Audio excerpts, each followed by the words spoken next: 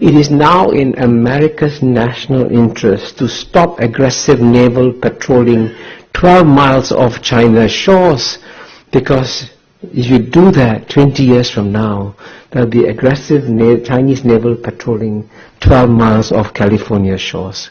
But I think the time has come for the United States to think very hard about a world in which it might become number 2 and China might become number 1.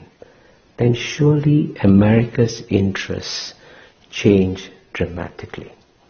And that's why if America wants to see a China emerge that plays by global multilateral rules and processes, the best way it can do so is not by giving speeches or saying eloquent words about how you should preserve the global system.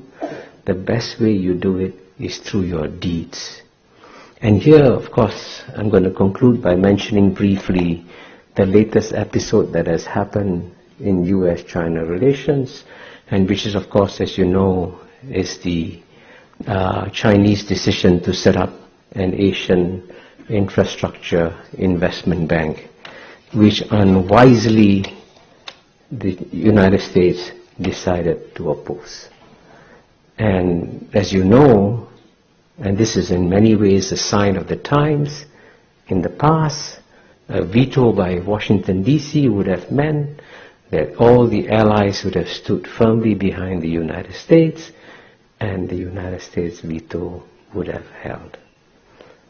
But even to my surprise, the first country to break that veto was the number 1 ally of the United States, which is the United Kingdom. And that's a sign of the times, that countries are now preparing for a world in which the United States will no longer be number 1. The rest of the world quite often sees the United States acting unilaterally, acting in its own interests, and often at the expense of global interests. And David mentioned that I've been the ambassador to the UN twice. I was there. I've served there for almost 10 years. And it's rather tragic to watch in the UN, as I did at first hand, to see that the institutions that were essentially created by the United States after World War II, with the guidance of FDR and Eleanor Roosevelt and all that, these were basically American-inspired institutions which have then been undermined by American policies.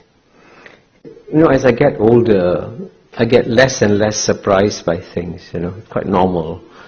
But one thing that's really surprised me is that on the one hand, the United States has clearly the freest media in the world, the best financed newspapers, the best financed television stations in the world.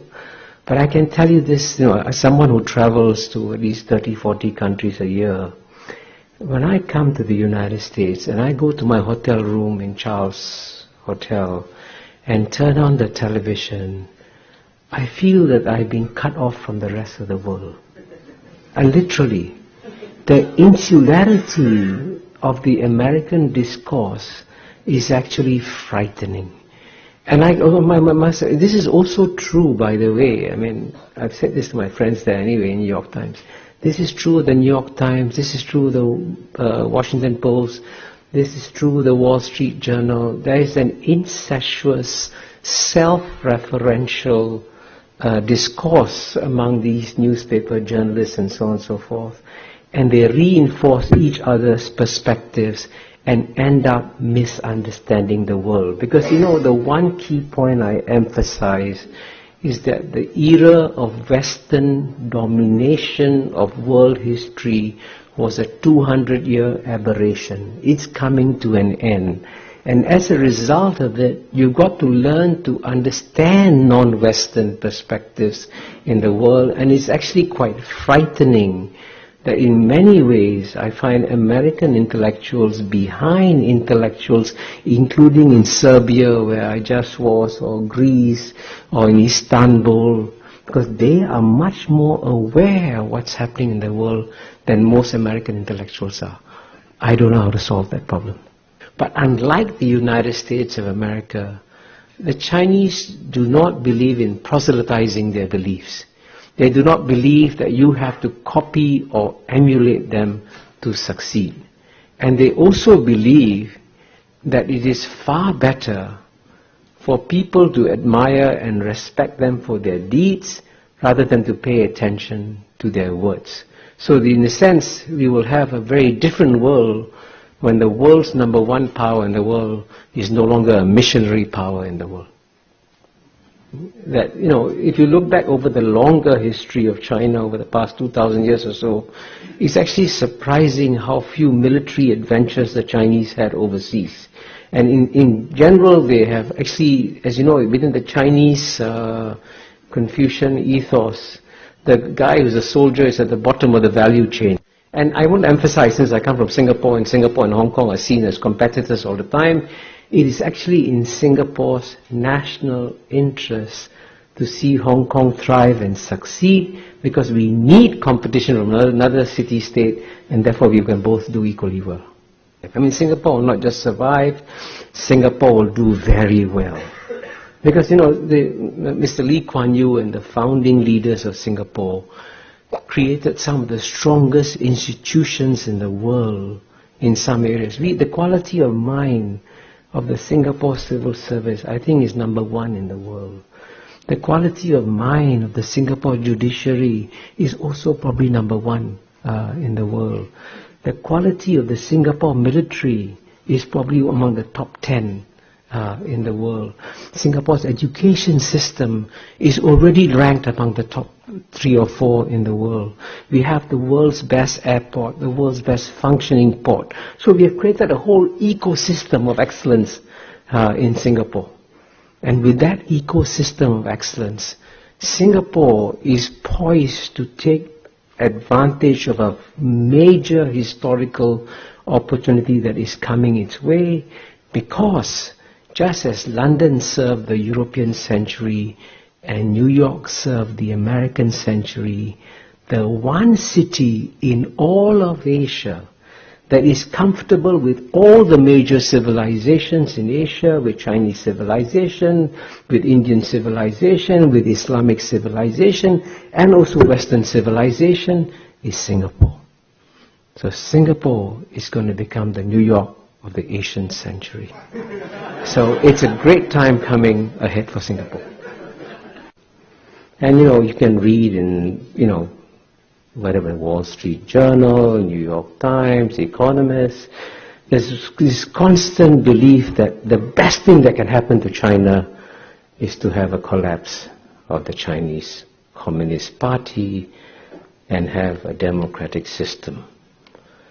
The one slightly provocative point I'm going to make here is, be careful what you wish for. Because if the Chinese political system becomes more democratic, it could very well become far more nationalist and far more aggressive as a power. And the great paradox here is that the Chinese Communist Party is actually delivering a global public good by restraining Chinese nationalism. And if you didn't have a strong Chinese Communist Party in charge, you might actually get a more nationalist, a more assertive China. And when I first went to China in 1980, there wasn't a single Chinese tourist leaving China. Last year, 100 million Chinese went overseas freely. And 100 million Chinese returned to China freely. Now, there's no freedom in China. If China was this despotic, oppressive state, would 100 million Chinese come back to China?